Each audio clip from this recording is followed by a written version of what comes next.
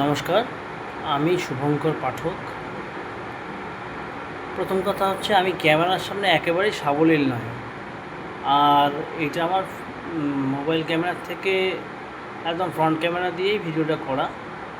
তা এখন যে উদ্দেশ্যে ভিডিওটা করা সেটা বলা ভালো। তার কারণটা হচ্ছে, এই যে আগামীকাল পশ্চিমবঙ্গের মনে হয় 19টা জেলায় ভোট, মনে হয়।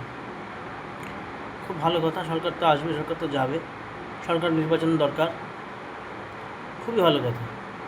কিন্তু একগাদা প্রতিশ্রুতি যখন দেওয়া হলো যে সকলের জন্য বিভিন্ন রকমের ভাতা বৃদ্ধি, হ্যাঁ, আবার কালকে দেখলাম মহিলাদের দুর্গাপুজোর সময় 10,000 টাকা অগ্রিম ভাতা দেবে, সেদিক অসুবিধা নেই, সরকার দেবে। সরকার কি করবে তা নিয়ে আমার কোনো বক্তব্য নেই, বা এ বিষয়ে নিয়ে আমি কোনো তর্ক বিতর্কও করতে চাই না। কিন্তু বক্তব্যটা আমার এখানেই যে আমরা যারা প্রতিবন্ধী, পশ্চিমবঙ্গে তো প্রতিবন্ধীর সংখ্যা কম নয়।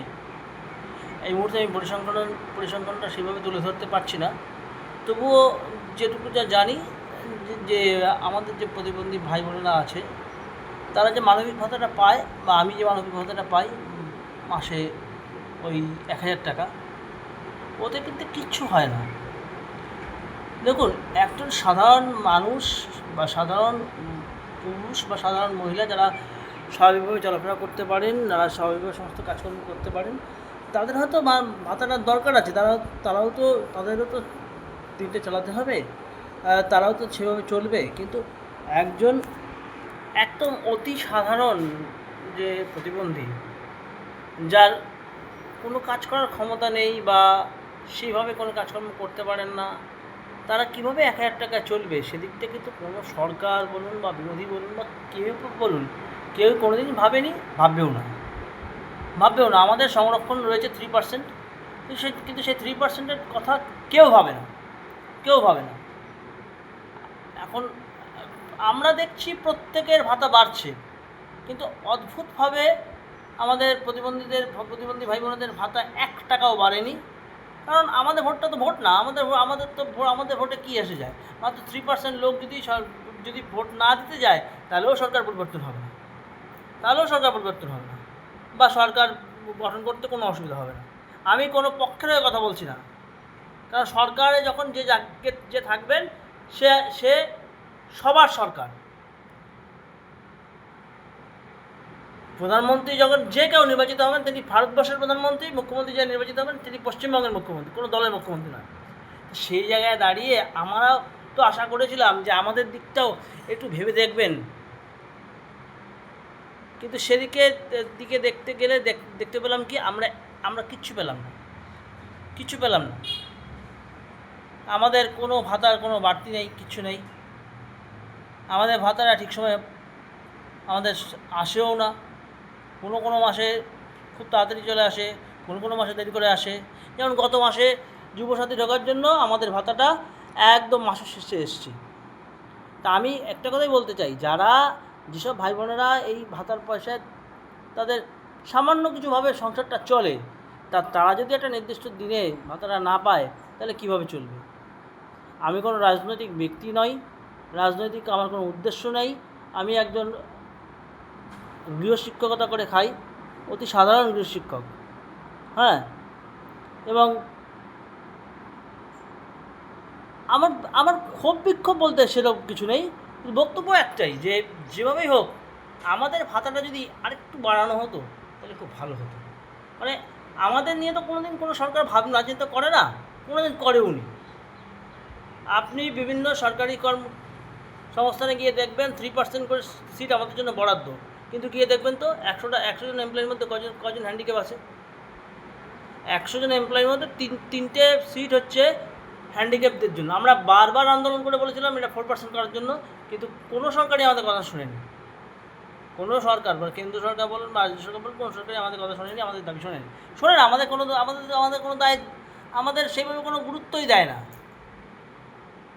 কিন্তু আমরা দেখতে পাচ্ছি যে, আমি তো ভোটের কথাই বলব, ভোট পাওয়ার জন্য বা ভোট পেয়ে সরকার গঠনের জন্য কেউ 1,000-এর ভাতা 2,000, 1,500, কেউ 3,000 টাকা দেওয়ার প্রতিশ্রুতি দিচ্ছে। কেউ কিন্তু আমাদের মতো প্রতিবন্ধীদের দিকে তাকাচ্ছেনও না, বলছেনও না, ওই সান্ত্বনা বাক্য দিচ্ছেন। এই সান্ত্বনা বাক্য জানি না যে কজন সন্তুষ্ট করতে পারবেন এই সান্ত্বনা বাক্য দিয়ে। কারণ আমি তো আবার বলছি, আমরা মাত্র 3% লোক যারা এই ভাতাটা পাই, মানবিক ভাতাটা পাই। এই 3% লোক যদি ভোট না দেয় তাহলে সরকার পড়েও যাবে না বা নতুন সরকার গঠনও হবে না। আমাদের ছাড়াই ভোট গঠন হতে পারে বা সরকার আসতে পারে, সরকার যেতে পারে। তাই জন্য আমাদের প্রতি যে অবহেলাটা চিরকাল ধরে হয়ে আসছে তার একটা প্রতিকার দরকার। জানি না এই ভিডিওর মাধ্যমে আমি সরকারের দৃষ্টি আকর্ষণ করতে পারলাম কি না, তবুও একটা দাবি থাকলো যে সরকার, যে সরকারই আসুক বা যে সরকারই থাকুন, তারা যেন একটু মানবিকতার দিক থেকে আমাদের দিকটা দেখুন। শক্তপোক্ত লোকের হাত শক্ত করে লাভ নাই, কারণ তাদের হাতে সেই ক্ষমতা আছে, তারা মাটি খুঁড়েও খেতে পারবে। আপনারা একটু খবর নিয়ে দেখবেন, রাস্তাঘাটে যত প্রতিবন্ধী আছে প্রত্যেকে ভিক্ষা করে খায়। অনেকের প্রতিবন্ধী কার্ড নেই, অনেকের প্রতিবন্ধী কার্ড থাকলেও মানবিক ভাতা করা নেই, কিন্তু তাদের ভোটের সময় তাদের গুরুত্ব প্রচুর। ভোটের সময় তাদের জামাই আদর করে নিয়ে যাওয়া হয়, কোলে তুলে নিয়ে যাওয়া হয়, কিন্তু যেই ভোটটা চলে যায় আর তাদের দিকে কেউ তাকায় না। তাই আমি চাই যে সরকার একটু মানবিক হন, আমাদের দিকটাও একটু দেখুন। আমি বলছি না চাকরি বাকরি দেওয়ার ক্ষমতা কেন্দ্র বা রাজ্য কারোরই সেরকম কোনো ক্ষমতা আমরা দেখতে পাচ্ছি না। কারণ আমি নিজে 3টে পরীক্ষায় পাশ করে বসে আছি, টেট পরীক্ষা পাশ করে বসে আছি। বিএড করার জন্য আমাদের নাম ক্যান্সেল হয়েছে, আর 9-10 পরীক্ষাটা পাশ করেছি, 11-12 পরীক্ষাটাও পাশ করেছি সেকেন্ড SLST-তে। সেক্ষেত্রে আমাদের অভিজ্ঞতার নাম্বার কম, আমাদের চাকরি হয়নি। এই নিয়ে আমাদের কিন্তু কোনো ক্ষোভ বিক্ষোভ প্রতিবাদ নেই, থাকলেও সেটা কেউ শুনবার লোক নেই। কিন্তু সবার ক্ষেত্রে বাড়ছে, আমাদের ক্ষেত্রে বাড়ছে না, এটা একটা বিচ্ছিরি ব্যাপার। আমি ক্যামেরায় বলতেও পারি না, মাইক্রোফোনের সামনে বলতেও পারি না, কোনো রাজনৈতিক দলের সদস্যও নই বা কোনো রাজনীতি করার জন্য ভিডিও করছি না। শুধু যদি কেউ লক্ষ্য করেন, কেউ সরকারের পক্ষ থেকে কেউ যদি লক্ষ্য করেন যে যারা প্রকৃত প্রতিবন্ধী, যাদের কোনো কিছু করার ক্ষমতা নেই, যারা সরকারের এই মানবিক ভাতার উপরে জীবন চলে, তাদের যদি একটু সুরাহা হয়, একটু বাড়িয়ে দিলে 1,000 টাকাকে 2,000 টাকা বা 3,000 টাকা করে দিলে, তাদের যদি একটু সুবিধা হয়, বছরে একটা করে একটা বোনাস অ্যামাউন্ট দিলে, যেমন দুর্গাপূজার সময় শুনলাম আগামীবার থেকে 10,000 টাকা করে মহিলাদের দেওয়া হবে, সে দেওয়া হোক না। আমাদের তো কারোর সাথে কারো কম্পিটিশান নেই। আমাদের যদি কিছু দেওয়া হয় তাহলে আমরা চিরকৃতজ্ঞ থাকবো। হয়তো আমিও ওই ভোট ভিক্ষুকদের মতনই হয়তো ভোটের আগের দিনই ভিক্ষা করছি, এই দাবিগুলো নিয়ে ভিক্ষা করছি, কিন্তু এই বাস্তব দাবিগুলো তোলার লোক নিয়ে তো দরকার। বাস্তব দাবিগুলো তোলার লোক না থাকলে কী করে চলবে? একটু চিন্তাভাবনা করে দেখবেন। কারণ আমাদের বুকে তো লেখা থাকে না আমরা প্রতিবন্ধী, বা লেখা থাকে না আমরা মাত্র 1,000 টাকা করে ভাতা পাই, কিন্তু বিশ্বাস করুন 33 টাকায় দিন চলে না।